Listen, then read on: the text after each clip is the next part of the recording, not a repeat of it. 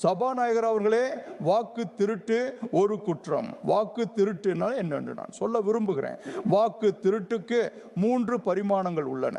வாக்களிக்க தகுதி இல்லாதவர்கள் வாக்காளரானால் வாக்கு திருட்டு என கருதப்படும். 2வது, நீங்கள் தவறான முறையில் தேர்தலில் வெற்றி பெற்றால் அது வாக்கு திருட்டாக கருதப்படும். 3வது, மக்களின் தீர்ப்பை அவமதித்து பதவியேற்றால் அது வாக்கு திருட்டாகவே கருதப்படும். அட கேளுங்கள், ஏன் அவசரப்படுகிறீர்கள் மாணிக்கம் அவர்களே?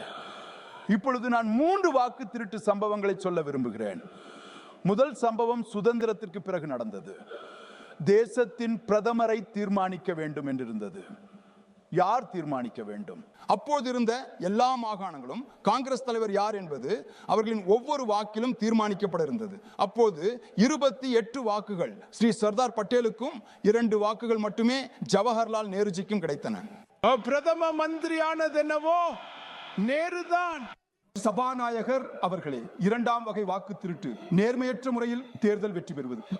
இப்படிப்பட்ட வாக்கு திருட்டு கடந்த காலத்தில் ஒரு முறை நடந்தது. திருமதி இந்திரா காந்தி ராய்பரேலியிலிருந்து தேர்ந்தெடுக்கப்பட்டார்.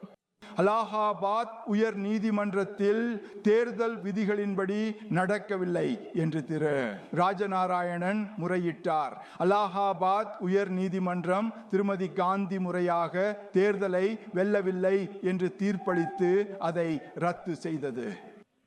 சபாநாயகர் அவர்களே, இதுவும் வாக்கு திருட்டுதான். அது ஒரு மிகப்பெரிய வாக்கு திருட்டு. அதற்கு பிறகு அந்த வாக்கு திருட்டை மறைப்பதற்காக நாடாளுமன்றத்தில் ஒரு சட்டம் கொண்டு வரப்பட்டது. பிரதமருக்கு எதிராக எந்த வழக்கும் தொடர முடியாது என்று. எதிர்க்கட்சி தலைவரிடம் நான் சொல்லுகிறேன், தேர்தல் ஆணையத்தின் சலுகை பற்றி கேட்கிறீர்கள், அதற்கு நான் பதிலளிப்பேன் அந்த சலுகை குறித்து. ஆனால் திருமதி காந்தி அளித்த இந்த சலுகை பற்றி இதற்கு உங்கள் பதில் என்ன? மாண்புமிகு எதிர்க்கட்சி தலைவர், நீங்கள் தேர்தல் ஆணையர்களுக்கு சலுகை அளித்தீர்கள் என்று கூறினார். இவர்களின் குற்றச்சாட்டு உண்மை இல்லை. நான் இதை பற்றி பிறகு பேசுகிறேன். ஆனால் நாங்கள் தேர்தல் ஆணையத்திற்கு சலுகை அளித்தோம் என்று வைத்துக் கொள்வோம்.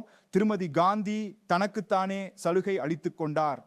அதற்கு பிறகு அரசியல் சீர்திருத்தங்கள் சவால்களாக இருக்கும்போது அந்த வழக்கில் வெற்றி பெற 2, 3 மற்றும் 4 எண்ணிக்கையில் உள்ள உச்ச நீதிமன்ற நீதிபதிகளை பைபாஸ் செய்து 4வது எண்ணிக்கையில் உள்ள நீதிபதியை தலைமை நீதிபதியாக நியமித்து அந்த வழக்கில் வெற்றி பெற்றார்கள். ஐயா, இது வரலாறு. யார் மறுப்பாரு? இவங்களுக்கு வரலாறு கற்பிக்கப்படுவதில்லை. இது வரலாறு.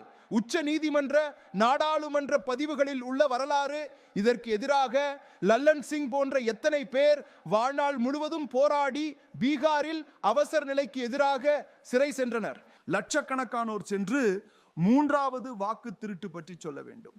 3வது வாக்கு திருட்டின் வகை நான் சொன்னது, தகுதி இல்லாதவர்கள் வாக்காளர்களாகிவிட்டனர்.